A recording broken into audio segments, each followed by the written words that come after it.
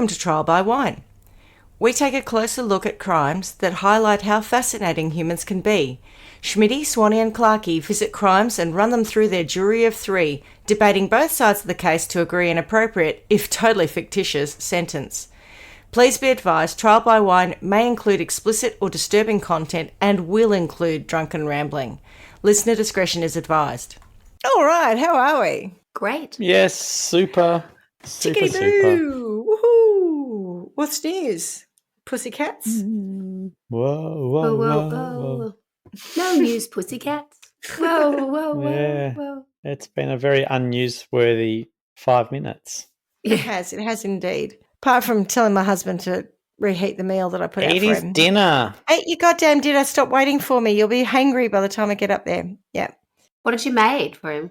Well, our box freezer is so full of food, it's not funny. So I've said to him, on a Tuesday night, I'm going to pull out stuff that I've pre-made that you aren't eating for lunches, which is why I made them, and that's what we're going to eat for dinner now, until we emptied half that freezer at least. But it's a Scotch broth, in answer to your question, is what we're having for dinner tonight. Yeah. How much scotch do you put in it? It just sounds like a whiskey. Is that a soup or is it like...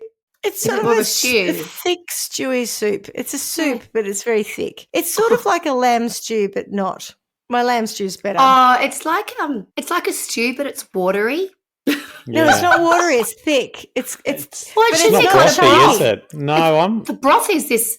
It's throwing me. It's sending me down True. a path that I don't think Yeah. you want me to be headed down. because you put barley That's in the it, and question. that thickens it out. It thickens it out. But the reason I think it's a soup is because you cut everything up really finely, Okay. whereas when I do a stew, it's chunkier. So it's Chunky, less yeah. chunky than a soup. Than a stew. Broth is the So- thing. That's It's the less problem, though. brothy it's than a not. broth. It's not like a clear broth. It's not. It's Oh, not really no. a broth at all. It's a muddy broth. A chunky broth. Chunky broth. Not to be confused with a stew. That's right. Correct. When we lived in the UK, I used to get Scotch broth, tins of Scotch broth from Aldi. No, Ooh. Lidl. And they were delicious. I loved that shit. And that's what inspired me to make it. And then when I made it, I was like, I don't know what I'm missing, but there's something in it. Salt or pepper, flavour. Preservatives. God knows what, really. Flavour. I don't know. Someone's recipe online I followed, Broth. but anyway, doesn't matter. All right. I suppose we should introduce ourselves. I'm Schmitty. I'm Swanee. And I'm Clarky. And together we are Trial by Wine. Scotch broth. Scotch. Trial by broth, yeah. Scotch broth.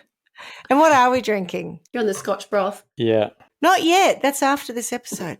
I'm on the wine broth.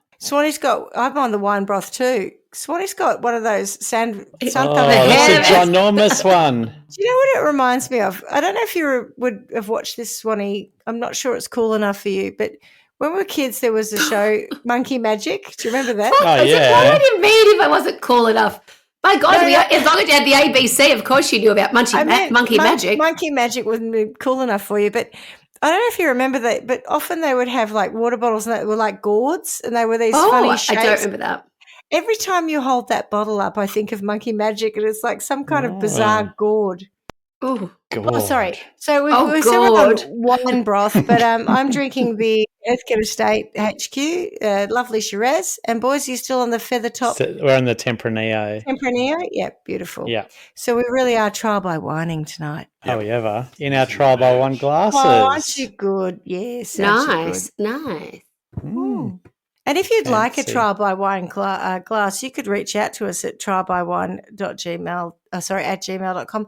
By the way, I know we've got 25 listeners who reach out personally to Clarky and sometimes myself, but if there is anyone out there who is not one of our regular 25s from Australia who we happen to know personally, and you would like to recommend a story or give us some feedback, you are welcome to contact us at trialbywine@gmail.com. Yes, including the new listeners from Kenya. Yes, apparently we've had some downloads in Kenya. Wow. Yeah. So, Clarky, what have you got for us? Well, I have a story, so that's a good start. I'll start with my sources because I always forget them. So beat.com.au and Wikipedia. So it's a very short list of sources. I did plagiarize a fair bit of this from Wikipedia because it was quite good. I've mixed and matched a bit, but it's also comes from Norway. So the way it was put together is, as English as a second language kind Very of Norse style. So So I'm going for to... those purists amongst you, this is brought to you by Wikipedia. Correct. Exactly right. Yes. Yeah, we AI'd it. So anyway, this story did come to me from a friend. It's the one I was telling you about who's very gullible, and so one of the scam stories. When we caught up recently, she said that her husband and son went to see a band in Melbourne. Yeah. And the band is called Mayhem. And they're a Norwegian black metal band. I'm going to have to look at this image now because... So apparently her son is a big fan and wanted to go. And Dad, being a good dad, took him along. Have you heard of Mayhem? I feel like I have. Have you heard of Norwegian black metal? No, Anyway, I didn't have. Does it go? Yeah, it'd be one of those. Yeah. One of those ones you see in probably Eurovision every now and then. I hadn't heard of them, so I had a quick chat, and she told me the little bit about them that she knew, and I was shocked and said to her, straight to trial by wine for them. Oh. Here we are. I'm going to tell you a little story about the Norwegian black metal band. I'm not a big fan of any of that sort of really death metal, it's a genre that I just don't get, and maybe this story will help me understand why. As I said, my first source was beat.com.au. I don't know if you remember, but it was a music... It's a music newspaper kind of thing back in the day. So, obviously you're the gay beat. yeah. Beatyourmeat.com.au. Yeah. That's what I was thinking of. I was doing the wank hands at Carla. Yeah. What's the name of the hands? Remember? Yeah, I remember. Like I used to do it. I used like the Hampstead Heath. Isn't that like a notorious beat? Mm. Yeah, that's where George Michael was found. I know. I love that thing where he was on. I think it was Comic Relief or whatever, and he's up there, and he runs into Ricky Gervais, and he's telling them to move on because he's trying to find someone. And he was doing he was already doing like public service. What's it called when you do community service? Community service because he'd been caught, whatever. And Ricky Gervais like, George, he's like, come on. And then there's an old guy with me. He goes, oh, come on, I'll give you a go. And he goes, get away, old. I go, do you remember that? No. I bet you'll be finding that clip in 5 seconds. Yeah. Anyway, so this from beat.com.au, the other beat. Notorious Norwegian... Notorious Norwegian black metalers Mayhem returned to Australia for a 40-year celebration featuring original members Necro Butcher and Hellhammer. Jeepers. And I'm sure that's what they were christened at birth. This is, 100%. We'll get to that. Necro Butcher. Necro Butcher and Hellhammer. Necro Butcher and Hellhammer. Yeah. Don't worry, there's plenty more to come. Okay. Then they go on to say utter carnage is set to be unleashed on Australia. Is that a person though? In January. No, it's not it's not a band member. Based on it's the nomenclature utter carnage of the as band. you know it. Yeah. Oh God. Is set to be unleashed on Australia in January as pioneer black metal act Mayhem hit our shores. So this is the way they described them coming to see Australia. A beat up. Mm. Well, yes. So you say that, right? And utter carnage, like, really? From a black metal band? Maybe. Well, maybe not actual utter carnage on this visit, but let me tell you a little bit about their past. Utter carnage sounds like Sada Abe. It sounds like a name. Yes. Well, maybe that's the name of this episode. I think it is, yeah. So Mayhem was founded in 1984 by guitarist Øystein Arseth.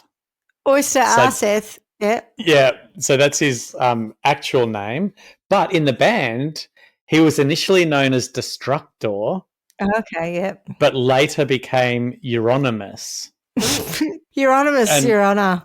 Yeah, and I get so far into it that I forgot what the sentence was, but I'm telling you about the people who founded them. So there was the guitarist, Euronymous, bassist and vocalist Jon Stubberud, who was Necro Butcher. And Necro Butcher sounds hardcore. Yeah. Well, he's just going cutting up dead bodies. I mean, come on, mate. Well, is he killing people by cutting them up, or is he, once they're dead, cutting them up? No, they're necro. They're dead already. He's just going around cutting up dead bodies. Dead bodies. Okay. He's a necro butcher. He needs to work on his name. Well, I mean, you say that, but the drummer, who I was do. also one of the founders, because he's the longest sentence in history, is named Kjetil Mannheim, and he doesn't even Nailed have it. a name. He's just Oh. silence. Like, he needs to work on his name more than Necrobutcher or Euronymous. Euronymous. The band Does that mean something that I don't know? No. It'll work. Well, you'll never know because Euronymous. you're not into the Norwegian black The dark metal. web. Well, I just you wondered know. if it was like an amalgamation of two words or if it meant something I didn't know. You're Something mixing the dark. wrong circles. How do you spell it? Necrobutcher. No, Euronymous. Oh, Euro It sounds as like in some mouse called Eurovision. Yeah, Euronymous. Euro. It's like he's Nymus. Like Dixie yeah, like, Nymus. it's anonymous, but he's from Europe. Yeah. That's what I was thinking. I was thinking of a mouse that was called Geronimo or Geronimus. No, mouse. Like, anyway, I'm sure that's not the reference he's after. Right. It's So been 1984. It's been a slow start to the story. Goodness. Where were we? 1984. Oh, right. So Cracker. Keep going. the band took their name from the Venom song, which I'm sure you'll know. It's a classic. Mayhem with Mercy. Never heard of it. I don't No. know Venom. And it had to precede 84, I presume, whoever Venom was as a band. Mm. If these guys are only created in 84. I Yeah. love that you're following this. Yeah. That's all I've got. Yeah, yeah, My one stake in the ground is 1984, and I'm just working around that at this point because I keep it following shit Yeah. like that. I'm like, yeah, Euronymous, Necromance, Necrobutcher, Silence. So the lineup began performing cover songs by Black Sabbath, Venom, and Motorhead. Okay. right. Two Okay. of those I've heard of. Yep. Okay. Yeah. Once they began to write their own music, their major influences were, you guessed it, Venom, Motorhead, Black Sabbath. And then it goes What a on coincidence. I know, what? Shocked. And then it goes on to say things like, Slayer. There's a whole range of them. Parabellum, Hellhammer. Are they one of those ones that scream when they go rah? Like, is it that kind of? It's all that. You know, Yeah. there's some that are like that. Noise. Yeah, The totally. boys at school used to listen to quite a lot of shit like that. I'll tell you how I know that that's what they sound like, because they recorded their demo, and their demo was called Pure Fucking Armageddon, which that just says that's. But when you actually hear it, it's probably screaming. like yeah. Yes. You can't even make out a word of it. No. Yeah. What was the channel, Swanee? Do you remember there was a channel on Sky when we were in the UK that had lots of shit metal? No, I don't. Oh, when I was at There was a channel dedicated to when it, I was there? when I first went there and I was staying at Andy's house, and that's right, the ex-boyfriend, and he had a couple of lodges, and one of them was this quirky Indian bloke who loved death metal and some Bollywood game. No, some Does computer death game metal predate? Sometimes I get a bit confused with what death metal is and what, like, if you're talking about Black Sabbath, is Black Sabbath death metal, or did death metal come after that? Do you know what I mean? Is this even death metal, or did I go too far with that? I feel like back in the day it was all just heavy metal, but Heavy metal, yeah. heavy, And then okay. death metal became a thing. And I don't really know the definition, but it just feels like there's even more screaming and more like darkness. Darkness, to it, yeah. Yeah. So that's what I just think, I guess that's death metal. And certainly when I was at school, I don't remember us calling that. I remember it being heavy metal. Yeah. If you talked about you were talking about heavy metal. So maybe the transition or the emergence of death metal came around that time. If we were in there. And then we might have retro-categorized them. Yeah, came from It was Kerrang. Kerrang. No, Kerrang was the name I of do the remember TV that. channel. I do remember that. Yeah. Sorry. Shit. It was awful. But free. Yeah. Should Everyone we go got it, back that's to the why. story, do you reckon? I'm just telling you that Kerrang was a channel dedicated to this shit music. Yeah, go on. So I'm going to try to use their stage names instead of their real names. Yeah, but I'm 'cause you probably can't going to say do a their very real names. bad They're probably easier to say. job of it. No. Oh, and I just think it'll be funnier because then it'll seem like we're not talking about real people. Oh. So soon after they recorded the demo Pure Fucking Armageddon, they being Euronymous and Necrobutcher, recruited two session members, Messiah and Maniac. I'm not even going to tell you their real names because I feel like it's funnier if you don't know. Bob. This was around sort of 86, 87. Messiah performed at only one concert in 1985. It's like that drummer for the Beatles. Yeah, in Sky, or Ski probably is. And then he left at the end of the year. However, Maniac stayed and Mayhem recorded their first EP, Death Crush, in 1987, which was released through Euronymous' newly formed label, Poser Corpse Music. Poser. Mm-hmm. Poser. Is there a crime coming with these people? You better believe it. Honestly, there is a massive crime coming. It's fucking ridiculous. Brace yourself. God. Yeah.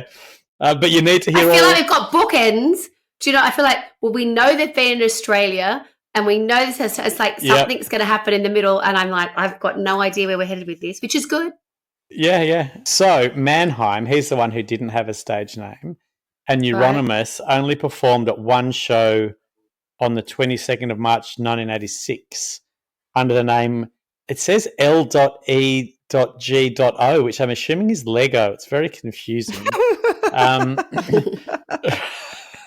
This was their side project focused on experimental music that challenged mainstream conventions. It sounds like the other stuff was very mainstream that they were doing. God, right? As if they'd need to go, yeah. Anyway, back to Death Crush, which was limited to only 1,000 copies, which quickly sold out. Fuck. Yeah, it was. Skip ahead a little bit. It was later reissued in 1993 by newly renamed Deathlike Silence Productions in collaboration with Euronymous' Oslo specialist record shop Helvete, Norwegian for hell. Okay. Anyway, Maniac departed the band in 1988. Fair enough. He's like, fuck this shit. I'm going to settle down with my and I'm not kids sure and if a you wife. clocked it yet, but this is a bit of a story where they keep leaving. After two brief replacements, the roles of vocalist and drummer in Mayhem were filled by Swedish vocalist Pelle Ingve-Olin, I'm going to go with. Very good. And this is why I wasn't doing the names. So it's pretty good. It's not as good as my Spanish pronunciations from the last episode. It's up there, but not quite. Yeah. No, it was shocking. Yep. So his stage name was Dead. Wasn't that bad? Come on. So Dead was the vocalist.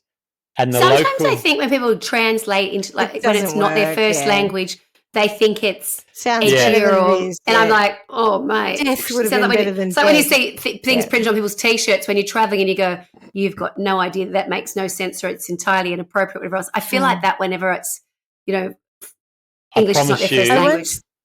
I promise you, Dead knew what he was doing when he called himself Dead. And sorry, you are right. And we'll get to that. It's just when you corny, get mistranslated stuff. Like I once bought a fridge for the houseboat, and it said that you should wash it with the same soap that you would use to wash your bowels. It meant bowls. Jeepers, yes. Oh, bowel soap. Okay. What is that soap? And so the local drummer was Hellhammer. So we've now got a vocalist and a drummer again. Dead and Hellhammer? That rings a bell, actually. Dead and Hellhammer, yeah. Maybe not. With Dead, the band's concerts gained notoriety for their extreme theatricality and atmosphere. I wonder if they have been on Eurovision. Weird Europeans. Right. From the outset of his career, Dead was known for wearing corpse paint, involving the application of black and white makeup to achieve a ghastly appearance. According to Necrobutcher, it wasn't anything to do with the way Kiss and Alice Cooper used makeup. Dead actually wanted to look like a corpse. He didn't do it to look cool. Hellhammer asserted that Dead was the first black metal musician to use corpse paint. To complete his corpse-like image, Dead would bury his stage clothes and dig them up to wear on concert nights. See, I just think trying so hard. I mean, it just looks like Dirty Kiss. Dirty Kiss. Well, no, seriously, you go look up. It's one of the Pussycat. And he just looks like a Kiss wannabe But he's smudged some dirt on his face too. Oh, he's way, way more involved than Kiss, I tell you. During performances, Dead would often cut himself with hunting knives and broken glass. Oh, he's a loon. Okay. Kiss didn't do that. The band frequently featured. Sorry, he's not a loon. He's committed. Well, to be fair, Gene did the little blood thing. Gene did bite the. Which we thought was controversial. Did the bat's head? Yeah, he did. He bit his heel, didn't he? What's his face? Allegedly actually do it. The band frequently featured pig or sheep heads impaled on stakes at the front of the stage. Gross. Oh, imagine the smell. I know, I was just thinking that. Oh. Yeah. Unless it was fresh kill, then it's fine.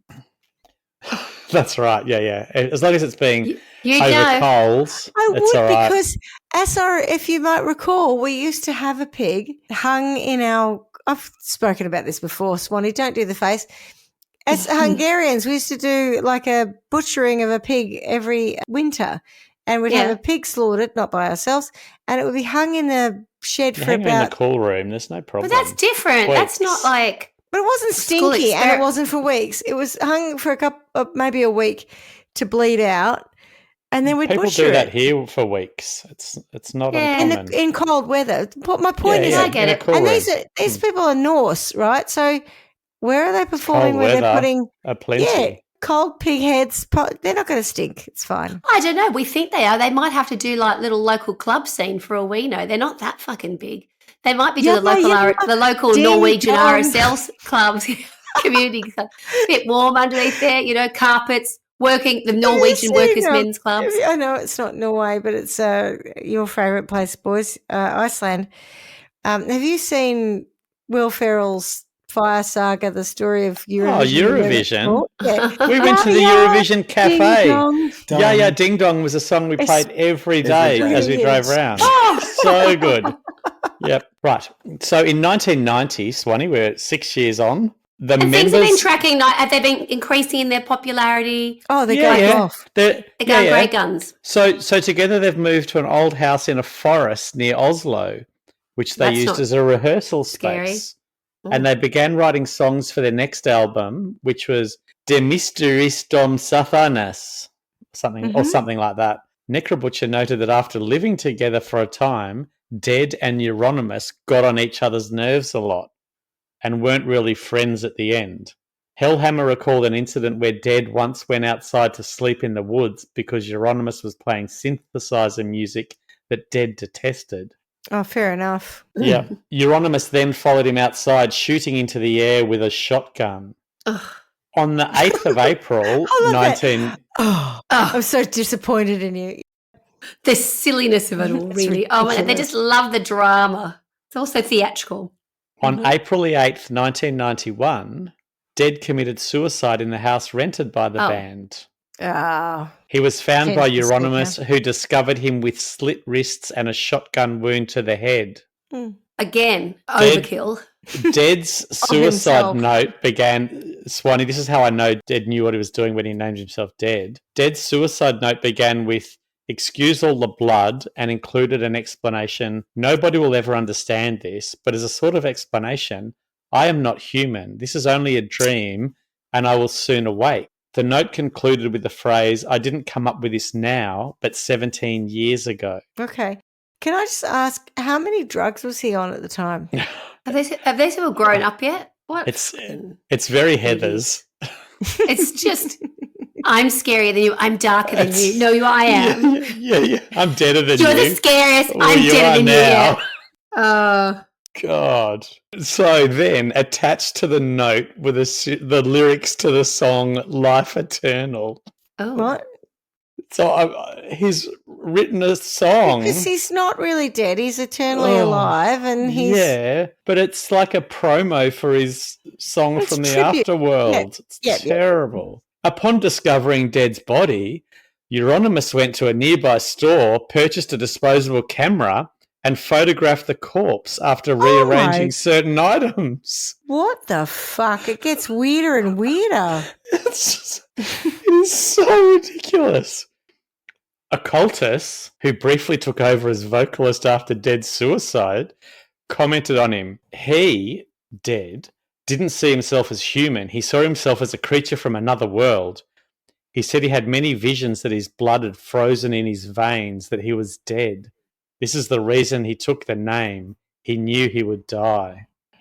How's the crazy level for the story so far? I'm loving it. I'm loving it. I'm loving it. And the mum part of me is annoyed. And, the getting older part of me is also annoyed. I think they're really indulging themselves with some, oh, my God, we're so dark. Mm. Oh, my God. Yeah. Aren't we just the craziest? Cheer up, emo kid. Exactly. Oh, we are so unsympathetic. Okay. I want to get a T-shirt that says "Cheer up, emo kid." Anyway, so and if you'd like a T-shirt that says "Cheer up, emo kid," email us at trouble.com. We might create them. We'll do a batch run. Yeah, we might. So, if you think we're at crazy level 10, hold my beer. Or hold my wine. Euronymous apparently called Necrobutcher up the next day. This is according to Necrobutcher. And said, come and cut this body up because you're a Necrobutcher. Nope. That's what you would think he would say. Mm-hmm. He said, Dead has done something really cool. He killed himself. And Necrobutcher thought, have you lost it? What do you mean cool? And Euronymous says, relax. I have photos of everything. So Necrobutcher says he was in shock and grief, and Euronymous was thinking how he could exploit Dead's death. So far, Necrobutcher, in the strangest of ways, apart from his self-proclaimed name, seems the most sane. He seems like he's actually acting. He's showing a level of he was just a musician who liked metal. And he was a bit theatrical with it. Didn't expect this shit. Yeah, okay. Yeah. So Euronymous subsequently used Dead's suicide to cultivate Mayhem's evil image, claiming that Dead had taken his life due to the commercialization of black metal. Oh, it's disgusting. In time, rumours circulated that Euronymous had made a stew. She's very angry now. Yeah, no, get ready, Catherine Knight. Rumours circulated that Euronymous had made a stew from bits of Dead's brain and fashioned necklaces from fragments of his skull. Norse broth. Fucking hell. Just to bring it back to the beginning, yeah. So the band later denied the former rumour, confirming only the latter, which is that he fashioned necklaces from fragments of his skull. Sorry, what? Hang on, track back. I thought that was all made up. They confirmed that someone fashioned necklaces of his skull. Yes, they denied that he made stew, or what is it, Norse broth from Dead's brain, but they confirmed that he fashioned necklaces from fragments of his skull. Isn't that interfering with the corpse? Isn't that like a punishable offence already? I mean, who knows in the world of Norwegian black metal? All bets are on, apparently. Moreover, Euronymous claimed to have given the necklaces to musicians he deemed worthy, a claim supported by several others in the scene, including Bard Faust Autun and John Metallion, or maybe Metallion, Christensen. In 2018, a fragment of Dead's skull went on sale for $3,500. Oh, my God. I just saw your face. That's recent, right? Yeah. Yes. That is shocking. Yes. It's so ridiculous. And why would you let your son go to this concert? I mean, to be fair, she didn't know the detail of it. So anyway, my God. How old's the son? 16. Because I was going to say, if you were going to say he was like 50 years old, like our age, because he's going through it at this time, I was going to say that guy needs to grow up a bit. But that's what's quite worrisome is the fact that he obviously knows how old they are and that he's interested in it now. He probably knows the whole story. Oh, for sure. That's probably why he likes them, truth be told. Yeah, quite possibly. The fragment of Dead's skull went on sale for $3,500, accompanied by a letter from Euronymous stating, okay, that should be all. I'm enclosing a little piece of Dead's cranium in case you'd like to have it. Hear from you soon. Oh. Who the fuck is he talking to? What? This is the letter. Sorry. In my mind, this piece of skull went on sale on eBay. So why is he right. enclosing a letter? But okay, who do you sell it to? What? Well, it just says it went on sale, so I don't know that he sold it. In a 2019 interview with Facebook Loudwire Marketplace. and Consequence of Sound, they're still on there, Necrobutcher stated that he had contemplated killing Euronymous due to his treatment of Dead. So he's not happy, Necrobutcher. And you know I that appreciate it, but also Dead was already dead, so don't kill Euronymous because then you're going to go to jail for that. Or are you? Because someone has just like smashed up Dead's head and sold bits of it off. It's like, what the fuck? That was Euronymous exploited suicide. Dead suicide. So Necrohammer wants to kill Euronymous, but I'm saying don't do that. Necrobutcher, it's not. It's Necrobutcher, Hellhammer. Far out. Get it right. How hard is it? It's very hard. Necrobutcher wanted to kill Euronymous. Can you create a Cert 3 in Norwegian black metal names so that everyone can absolutely understand? Oh, it's got to be done. It's at least 400 nominal hours. There's so many, so much working through the names. So, sorry, Necrobutcher wanted to kill Euromancer because... Had contemplated, yeah. Yeah, well, but don't do that. But had a filter and so didn't do it. And because he's actually not as mad as the others by the sound of it. Who? Hang on, who was that? Necrohammer. Necrobutcher. Yes. Sorry, Necrobutcher. I don't know where the hammer comes from. Was going to kill Euronymous. Yeah. No, Hellhammer. What about it? Oh, Hellhammer's someone else. Right. Oh, I'm confused. Who thought about it? Necrobutcher. Considered it. Killing Euronymous, but didn't. Got it. So fans of the band... I mean, we've all thought about killing Euronymous. Anyway, go on. Yeah. So there's a trend amongst fans of the band of using blood in artwork. And notably, Hellhammer, not Necrobutcher, himself penned the lyrics to Pagan Fears in his own blood in October 2019. Oh, fuck off. They don't try hard at all, this lot, do they? Dead's suicide and Euronymous' actions following it profoundly affected Necrobutcher, prompting him to leave Mayhem, which reduced the band to 2 members. Yep. And now he's just Bob. Yeah. Now he's just Bob. The group rehearsed briefly thereafter with Occultus. He's down at the RSL singing, ya, ding dong. Ding dong. And he's much happier for it. Yeah. Yeah. So they're back down to 2. They were doing some rehearsing with Occultus, who joined with plans to begin recording vocal and bass tracks for Mayhem's debut album. Occultus is another member. I figured that, yep. Yeah. Occultus or Occultist? Yeah, Occultus, US. However, this arrangement was short-lived. Occultus departed the band after receiving a death threat from Euronymous. Euronymous is still in the band, isn't he? He is still in the band. How do you receive it? Like he just walked in and said, I'm going to kill you. I'll fucking kill you. Yeah. I'm out of here. Okay, right. Okay, I'll see you later. Not. In July 1993, Live in Leipzig was released as the band's tribute to Dead. Can you call a tribute Live in Leipzig to Dead who is dead? It's a tricky sentence, I'll give you that. Oh, it's nonsense. In late 1992, recording for Mayhem's upcoming album resumed, leading Euronymous to enlist 3 additional session musicians. Burzum's Varg Vikernes, whose stage name was Count Grishnak, and Blackthorn. They played bass guitar and rhythm guitar. So Count Grishnak was bass guitar and Blackthorn was rhythm guitar.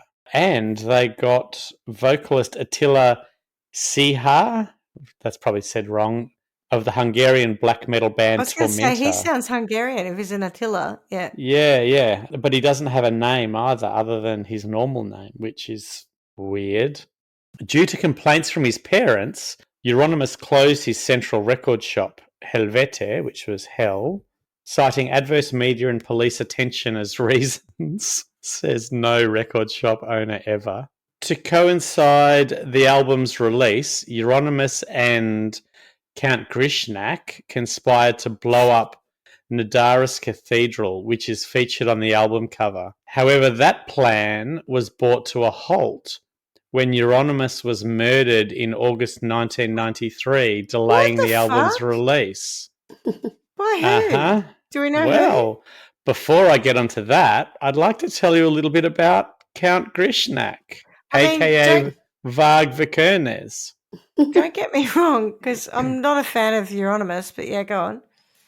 So when Count Grishnak was 6 years old, his family moved for about a year to Baghdad because his father was working for Saddam Hussein developing a computer program. Since there were no places available in the English school in Baghdad, the young Count Grishnak went to an Iraqi elementary school during this time. According to his interview, Count Grishnak's interview... This is insane. Swanee's lost it. She's like, what the fuck are we listening to? Count Grishnak. Grishnak is primary school in Baghdad. Well, when they say you couldn't make it up, you really couldn't make this one up. Swanee, I did say this story writes itself. My God. Absolutely, you are not wrong. I am so glad I didn't do one today. This is brilliant. This is so good. It's just a shame you're not drinking with us because you'd find it. I didn't even need it. I just lost my mind over this. Grishnak, Vaz Vahazaz, yeah. So, according to Count Grishnak's interview, he became aware of racial matters. Corporal punishment was very common in school, and on one occasion, Count Grishnak had a quarrel with a teacher and called him a monkey. Quarrel, love it. Oh, we're back at monkey magic. Yep. Yeah. Called him a monkey. But as he perceived it, the teachers didn't dare to hit him because he was white. I hope they did smack him one. Count Grishnak's mother also recalls that the other children in his class would get slapped by their teachers, but Count Grishnak would not. She mentioned that this created problems, but generally she had no good explanation of how Count Grishnak developed his views. Well, she should have got into the school and said, you need to smack my kid as much as you smack everyone else. Correct. When asked about his father, Count Grishnak states that he was hysterical that his son had a swastika flag at home. Hysterical and I kind of thought it was really funny or went into some kind of terrible hysterics over it.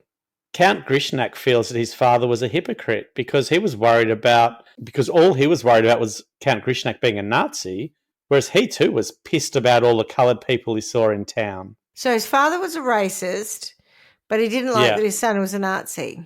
Correct. So Count Grishnak says his father was a racist and he didn't like it. It's very complicated, yeah. It's very complicated. This is why we need Cert 3 in Norwegian death metal. Count Grishnak states that his mother was very race conscious in the sense that she was afraid that Count Grishnak was going to come home with a black girl. Anyway, that's his early years. Now let's get into his music. I'm sure it's amazing. Well, it's going to be less about the music and more about some other things. Oh. He started playing guitar when he was 14. He began his solo music career under the name Burzum and recorded 4 albums under this name in 1992 and 93, so he's just punched them out. In 1992, the Fantoft Stave Church, which dated back to the 12th century, was burned to the ground by arson. The cover of Burzum's EP, Ask, meaning ashes, is a photograph of the destroyed church. By January 1993, 7 other major stave churches had been burned to the ground. Count Grishnak was found guilty of several of these. Burning churches down? Yeah. He was found not guilty of the Fantoft Stave Church, which he used on his album cover. But all the others were him. But apparently it was the jury that found him not guilty, but the judge said, yeah, but you still did it. We just can't get you on it now or something. Right. Let's go back to the murder of Euronymous. Here's how it went down. On the 10th of August 1993, Count Grishnak and Rook, I can't remember who he was, maybe somebody whose name I read out earlier or skipped over. Yeah, let's go with that. Travelled 518 kilometres from Bergen to Euronymous's apartment in Oslo. Upon their arrival, a confrontation ensued, culminating in Count Grishnak fatally stabbing Euronymous. His body was discovered outside the apartment, bearing 23 stab wounds, 2 to the head, 5 to the neck, and 16 to the back. Shit, to the head? Count Grishnak contends that Euronymous had plotted to torture him to death and videotaped the event, using a meeting about an unsigned contract as a pretext. On the night of the murder, Count Grishnak claims he intended to present Euronymous with a signed contract and tell him to fuck off. It's going to resent him with a signed contract. Present. And fuck off. I resent you with a signed contract. Now exactly. Fuck off. Yeah. Yes, good call. But that Euronymous attacked him first. Additionally, Count Grishnak claimed that most of Euronymous' stab wounds were inflicted by broken glass he fell onto during the struggle. Count Grishnak was arrested within days, and a few months later, he went to trial. Oh, gosh. Who's that other bloke? I've got to do some Attila? Norwegian death metal name research. I am looking at some of their names of their songs. Chainsaw Guts Fuck. Oh. Oh, God. I don't fancy a guts fuck. With a chainsaw? It's a hard no from the crowd. Fuck, buried by time and dust. Chainsaw guts fuck is pretty harsh. 1993. Jesus. Live in Leipzig. Yeah. I've heard of Live in Leipzig. I don't know why I'd know that name. Yeah, no, I've heard that too, but I don't know. Why would I know it? Yeah. I don't know if somebody else did a live version. It sounds super familiar for some reason. I agree. So Blackthorn, who waited with Count Grishnak downstairs and played no role in Euronymous' murder, was charged with complicity and sentenced to 8 years in prison. Oh. During Count Grishnak's trial, the media made him out to be the nation's first real bogeyman. And this is the bit I found odd. In 50 years. So not the nation's first real bogeyman, the nation's first real bogeyman in 50 years. I don't know who the other one was. Well, how many real bogeymen there have been. At the trial, it was claimed that Count Grishnak, Blackthorn, and another friend had planned the murder. The court alleged that this third person stayed at the apartment in Bergen as an alibi to make it look like they never left Bergen. He was to rent films, play them in the apartment, and withdraw money from Count Grishnak's credit card so that there was all those transactions. It looked like he wasn't there. Yeah. Yep. Anyway, on the 16th of May 1994, Count Grishnak was sentenced to 21 years in prison, the maximum sentence in Norway for both the murder and the church arsons. This story's incredible. It's ridiculous. So ridiculous. Gosh, and there's still a bit to go. So that's it for the real mayhem of mayhem. But I'll tell you more about Count Grishnak. You make a good point. They were very well named. Yeah. Yeah. I want to go back to, what did your friend say to you when the conversation was about where her son was, or they were in Melbourne going to this show? How did that start? Did she say, "Oh, we're good off to see a show tonight"? Well, no, we were at a. Tell me how that all went down. We were in Wodonga at Red Hot Summer Tour, and so we're sitting around, lots of time to talk. And so she started telling me... Red Hot Summer Tour doesn't sound like Mayhem are going to be at Red Hot Summer Tour. No, they're not. Ice Houseware and the Baby Animals, all the Aussie classics. Yeah, I was going to say, same. Not a lot of death not a lot of mayhem. No. But so she was talking about her son, and so how her son and her husband had gone to see this band. Yeah. And because she tells me a little bit, because she listens to us a bit, she said that the band he went and saw, one of the band members had killed another one. Oh. And I'm like, what? How did that happen? That's piqued my interest. Yeah, she goes, I don't really know. And I'm like, well, we're going to have to find out. And that's why I was like, straight to trial by wine. I'm doing this story. Oh, my God. That has been a gift. It has been a gift. It is. I just can't believe this. This is the kind of stuff I want to find when I go looking for a story. Yeah, like it's really crazy. Right, so this is all about his time in jail, and I swear this could be a story in itself if I went and looked into a bit more detail. But anyway, I'll just give you the highlights. So he was sentenced on... Just the highlights. He was sentenced in 1994. On the 8th of April 1997, Norwegian police arrested 5 neo-Nazis in Hemnes municipality.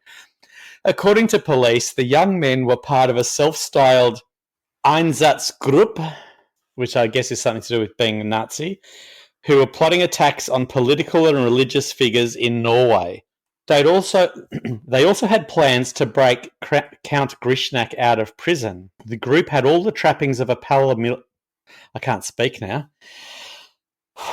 You're a bit overwhelmed. I'm very whelmed. The group had all the trappings of a paramilitary unit, including guns, explosives, bulletproof vests, steel helmets, and balaclavas. So the Einsatzgruppen were mobile killing squads that were part of the SS. So they've fashioned themselves on that. Yeah. Right, yes. I just read a book this last week. That makes more sense. Did you? Yeah, I did. It was like part of our book club. It was called City of Thieves. It was excellent. It was about the siege of Leningrad. And when they were out, trying to escape and whatever else, they came across, what were they? Could you say it again, Schmitty? Einsatzgruppe. Yes.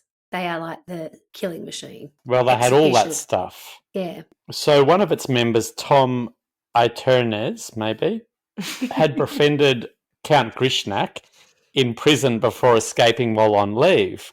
Count Grishnak's mother was arrested for supplying the group with 100,000 kroner. She confessed, but claimed she did not know they were right-wing extremists and said her son was being attacked by fellow inmates. In late 1996, his jaw had reportedly been broken in a fight with another inmate. However, the prison director said her claims were unfounded and police suspected that the money came from Count Grishnak himself. Lords of Chaos, I don't know who Lords of Chaos is, anyway. I'm sure everyone else does. Yep.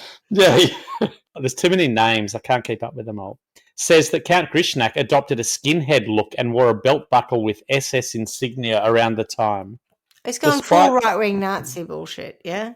Yeah. During his time in prison, Count Grishnak recorded 2 albums made up wholly of ambient and neo-folk music. I often wonder why more people in prison don't make record albums. Folk. I don't know. I mean, surely there must be recording studios available to them to be able to make albums. Yeah, that's right. Well, and they wouldn't have the groundswell of people wanting them to record more music after. Where's Count? Oh, he's down the recording studio again. Well, when he's finished down there, tell him he's got to help out clean the toilets. Oh, no, he's in the recording studio. He was going to get 2 weeks in the slot, but he got 2 weeks in the recording studio because the slot was already full. What's annoying is he should be making those fucking number plates, but he's down there making bullshit neo-folk. Making music. Correct. However, here's part of the thing, Swanee. Count Grishnak was denied access to an electric guitar, bass guitar, or drums, and instead used a synthesizer. Oh, what? So it's not all. He had to leave the house earlier because of it's not all shits and giggles. Yeah, that's right. He had to just bullshit it with a synth. So in 2000, Count Grishnak decided to put Burzum on hold. He believed that his philosophy was constantly misinterpreted by an ignorant fan base that was too closely related to black metal and Satanism.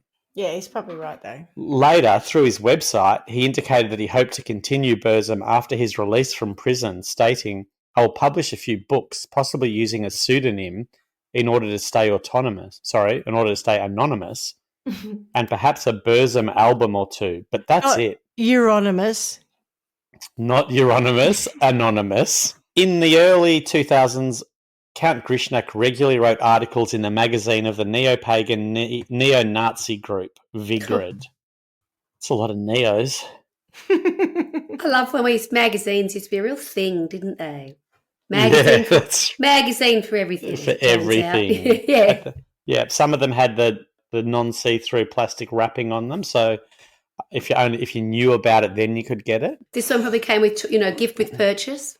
Maybe like a little SS belt or some other sort of bullshit Nazi paraphernalia. Yeah, gift fake with tattoos. Do you when you used to go to the news agency and it was like a sea of magazines and options and topics and subjects and gifts and little giveaways. Oh, yes. Yeah. Weren't they the days? So, in August 2003, Count Grishnak was transferred from a maximum security prison in Bergen to a low security prison in Tonsberg, or maybe Tunsberg. Greta? On the 15th of October, the local paper. Tonsberg. It's Tunberg. Yeah, but this town is not. Okay. I'm just saying it could be similar to that. Okay. Tonsberg's Blood published an article that criticised Count Grishnak. On the 26th of October, Count Grishnak went on the run after being granted a short leave. He stopped a car in Numedal. On the run, do-do-do-do-do-do, Knack on the run.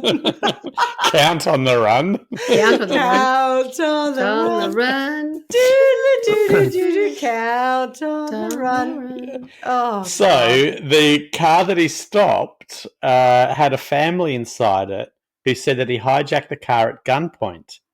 About 19 hours later, police stopped the car in Romarek and arrested him. The car contained knives, a gas mask, camouflage clothing, a portable GPS navigator, maps, a compass, a laptop, and a mobile phone. Police also found a handgun and G3 automatic rifle in a cabin in Rolag municipality where Count Grishnak had hidden during his escape. Gosh, do you think he had any help? Oh, I don't know, but I'm exhausted just He reading had all of that. He bought that all out from prison with him. Yeah, that's right. Because he doesn't travel lightly. He had 2 weeks in the armory when the slot and the recording studio were full. They concluded that his escape was well planned and Swanee involved assistance from several people on the outside. You could have been a policewoman. Before the escape, Count Grishnak gave his mother a letter. In it, he wrote that he had received death threats and another inmate had tried to strangle him shortly after the newspaper's article was published. For his actions, 13 months were added to Count Grishnak's sentence and he was moved to a prison in Ringerike. In July 2004, he was moved to a maximum security prison in Trondheim. The last 3 years of his sentence were spent in Tromsø prison. When Count Grishnak was convicted, it was possible that he would be released on parole after serving 12 years of a 21-year sentence. In June 2006, after serving 12 years, Count Grishnak was denied parole by the Department of Criminal Justice. Because he's a fucking psycho. It's very scary. Yeah. The bit I didn't understand was that he could have been released after 12 years of his 21-year sentence, but in 2002, before he became eligible, the Norwegian Parliament had extended this to 14 years. And so when he was eligible, they knocked it back because his 12 years had been extended to 14 years. Don't care. And his lawyer wowed about it because he said it was a change of the change was a form of retroactive legislation. Could you imagine trying to let someone like that who is displaying all those behaviours inside quite openly, arguing to let them out? Oh, that would be a bit of a job, but that's their job. Yeah. He was denied parole again in June 2008, although he was allowed to leave Tromsø prison for short periods to visit his family. His full sentence would run for another 7 years, and then in March 2009, his parole was announced. Yes, so following his time in prison, he's continued releasing music as Burzum and became a video blogger on his YouTube channel, Thulian Perspective. This one's a bit disturbing. Count Grishnak was one of the recipients of far-right terrorist Anders Breivik's manifesto. I wondered if he was going to come into this. Which he sent out before launching his 2011 Norway attacks, killing 77 people. Jesus.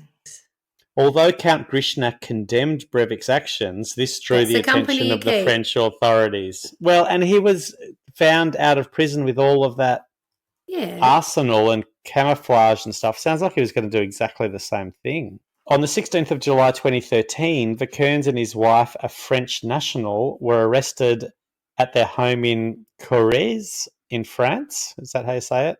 Maybe, maybe not. On suspicion of planning acts of terrorism after his wife bought 4 rifles. Officials later stated that Count Grishnak's wife had a legal firearms permit to buy the rifles. The 2 were later released without charge and police failed to identify any terrorist plans or targets. Count Grishnak was instead charged by French authorities with inciting racial hatred against Jews and Muslims. This was due to his posts on his blog Thulian Perspective, which included anti-Semitic posts that were taken down following the charges. Count Grishnak claimed he had not written the posts, although the blog attributed all posts to him. On the 8th of July 2014, Count Grishnak was convicted of inciting racial hatred and sentenced to 6 months of probation and a fine of €8,000. Is he still in France? I would have thought they'd send him back. Yeah, I don't think he is. Okay. His wife is French, though, so I think it's complicated. Okay. YouTube removed Count Grishnak's channel from the platform in July 2019, by which point it had 250,000 subscribers. This coincided with an announcement from YouTube that it would be more aggressive in removing videos alleging the group is superior in order to justify discrimination, segregation, or exclusion. So that's it for Count Grishnak. A little bit more about Mayhem. The band went on to release 6 albums up to 2019, and in 2021, they were inducted into the Rockheim Hall of Fame. They were the first black metal group to receive this honour. Well, they were the first, so... Yeah. Mayhem also announced a 2022 United States tour titled The Sanguine Sodomy of North America, which began on March the 7th with a show in San Francisco and was projected to conclude on April the 3rd after a performance in Illinois. However, on March the 4th... I thought there was a however coming. Yeah. Watain announced that they would not be able to participate on the tour due to a United States Embassy deciding to launch an additional undisclosed administrative process in relation to their visa applications. Idiots. Fuck off, we don't want you. Yeah. So I don't know how much they toured post that. Well, I don't know. When you launch a tour titled The Sanguine Sodomy of anything... like what? No, it's a hard no from North America. But so I'll take you back to the start where Beat Magazine said utter carnage is set to be unleashed on Australia in January as pioneer black metal act Mayhem hits our shores. I'm going to go with everything that happened up to that date was utter carnage. Carnage, yeah. Yes. Sada Abe, utter carnage, yeah. Yeah, utter carnage, exactly. What a story. What do you think? I can't believe it. I think it's incredible. It's insane. Far out from the beginning vaults of to truth end. is There's stranger some than really fiction. fucked up men in that story. Yeah. Who I would say found a degree of, I don't think comfort's the right word, but some kind of identity with each other, and then just amplified that and just lost sense of what is normal, what is real, and just act like absolute, forgive me, but fuckwits. Mm-hmm. Oh my God. That's what I was wondering if any of them had grown up enough, but I don't know. Obviously the two that were, one died by suicide, one was murdered. And then we've got Count Grishnak. I think the most mature of them was... No, I don't think it's going to ever change. No, Necro Butcher. The one who was like, I'm out. There were multiple people who were like, I'm out early on. So I'm assuming that the ones who are now touring... Normal. Who's touring now? Yeah. Well, they're people our age. Well, of course they are. One of them still peanuts. They're grown up, hopefully. Who are the members now? Do you know, they were young 20, 30-something-year-olds when all this other shit was going on. The band is like that trick where you have 3 cups and a ball under one of them. You've got to try to work out who's still in the band. Oh, Attila's still in the band, according to YouTube. And who is? Google. Attila. Oh, yeah. And Hellhammer. Yeah. And someone called Telok and Ghoul. Yeah, so all the ones who didn't keep their names apart from Hellhammer. So when your friend told you this, you were not aware of the details. You just thought there was something, and then you went and stumbled on that. 100%. You must have just been going, what? Oh my God. Stu. I don't know. Ring the bell. I don't know what you've got to Google search for that to come up, but I feel like I'd Google searched everything. It would never have come up. No. It's mind-blowing. It is indeed. I think we need to have a bit of chainsaw guts fuck, though. It's the punishment, or you're going to play it. Can you hear it? Yeah. Yes.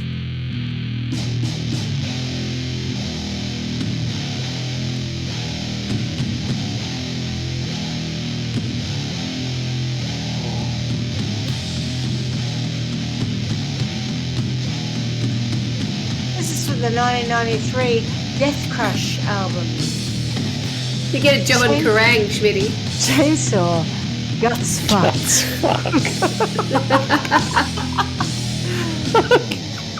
I mean, if I wasn't angry already, that would make me angry. Here you go. Oh. You're going to get some sound, get some vocals. Weirdly, Cyndi Lauper didn't cover this on the weekend.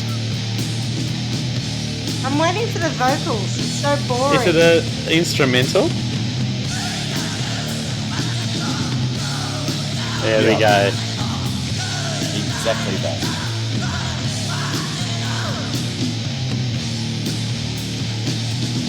He does. They have a nice voice, though.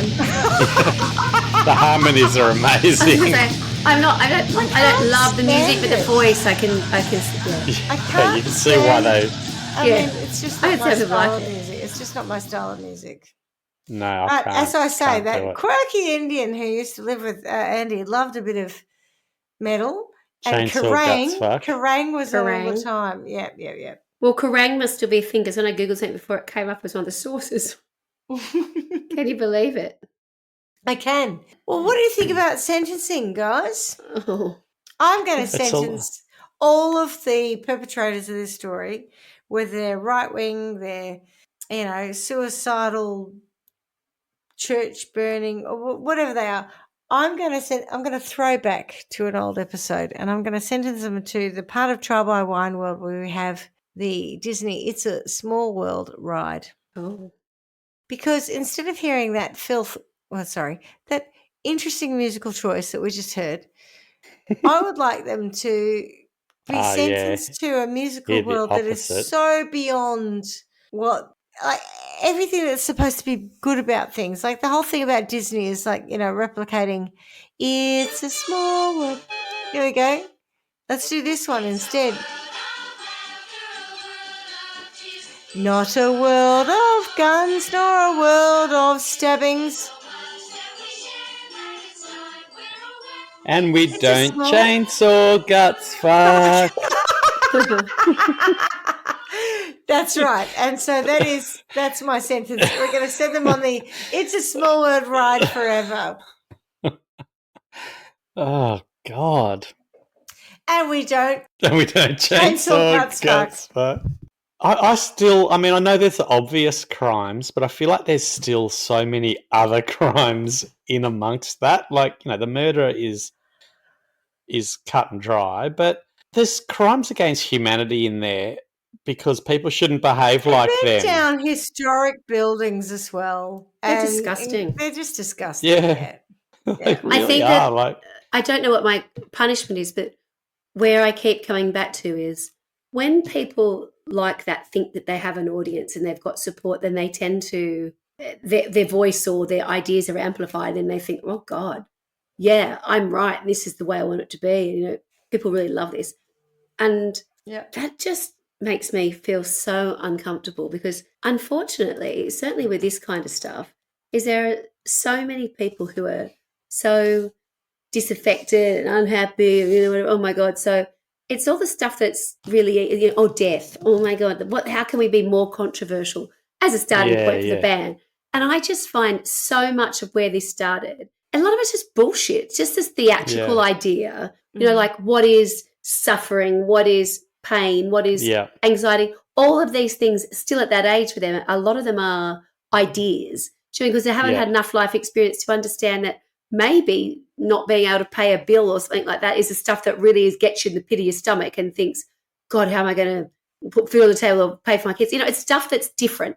All this stuff is early life, really theatrical. Oh my God, it's so, let's make it more gory, more controversial, more. And people are going, oh yeah, this is like outrageous. It's drama. Totally. But it's all the drama that comes with that. And I just sort of think, most people tend to sort of grow up, or that can be a stage persona.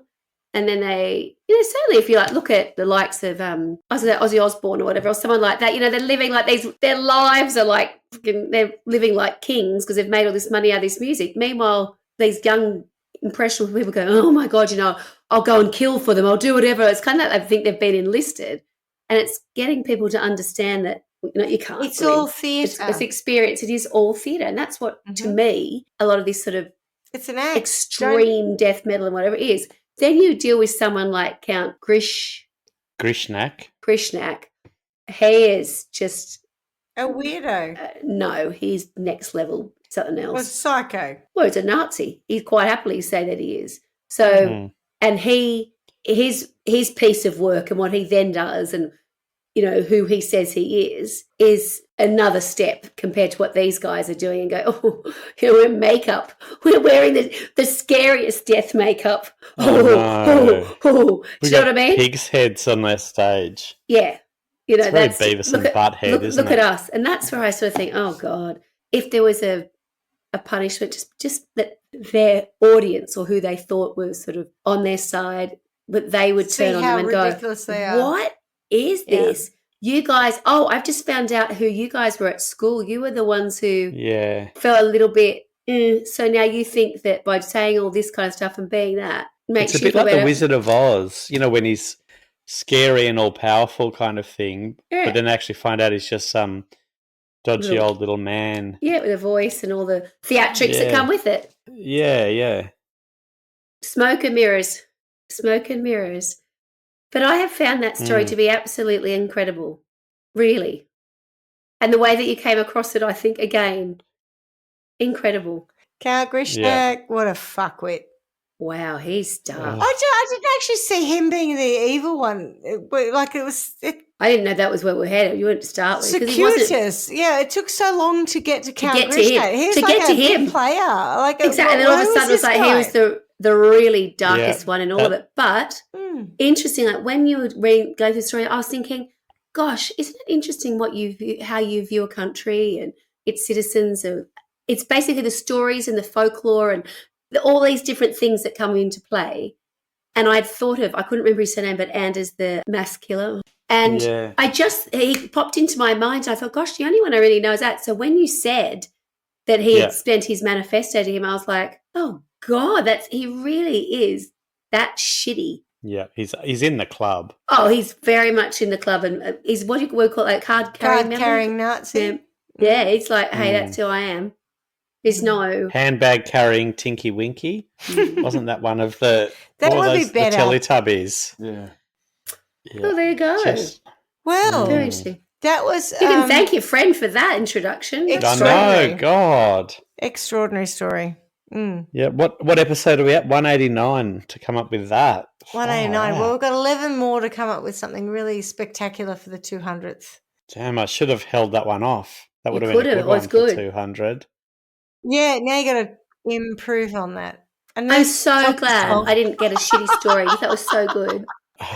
What did you say? I missed that. I said I nearly said top yourself, but I meant, do better. Yeah.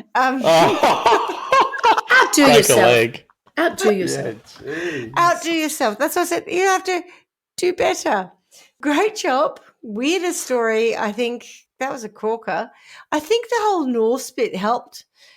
In as much as all the weird names and like it allows I think all the separation. fucked up shit helped. You know what I mean? Like it makes it separated from yeah. Like the names help too, I think. On that note, as we say every week, miss you already.